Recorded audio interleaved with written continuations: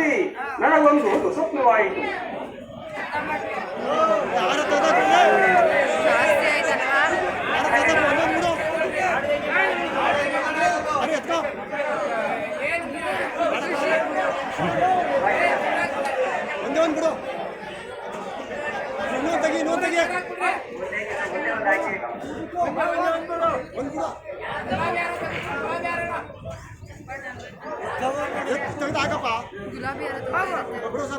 ತೂಕ ಕನ್ಕಾಂಬ್ರ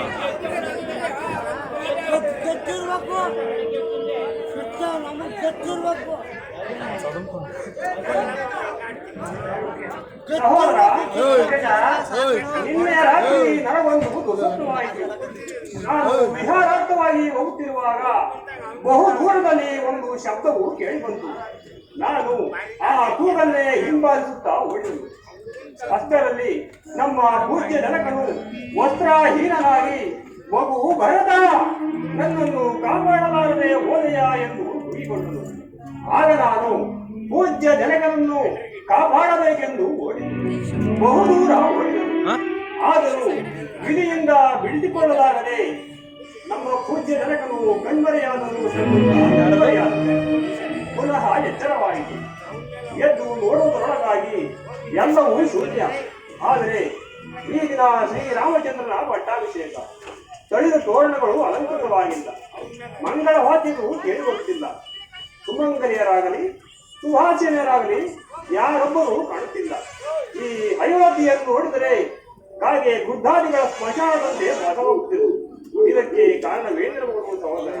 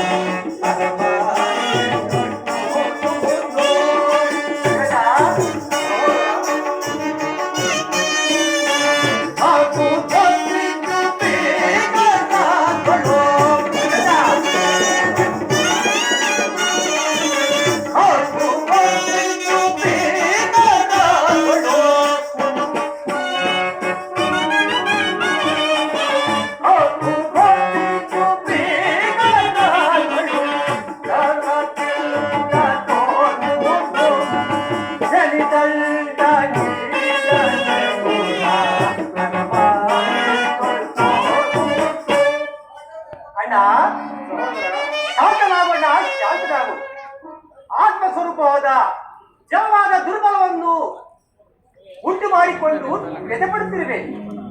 ಆದ್ದರಿಂದ ಯಾವ ಅಮಂಗಳಕ್ಕಾಗಲಿ ಭಯಕ್ಕಾಗಲಿ ಕಾರಣವಿಲ್ಲ. ನಾವೀಗಲೇ ಹೋಗಿ ಪುರಪ್ರವೇಶ ಮಾಡೋಣ. ವಿಷಯವೆಲ್ಲವೂ ತಾನಾಗಿ ತಿಳಿಯುವುದು ಒಡೆಯೋಣ. ಸಹೋದರ,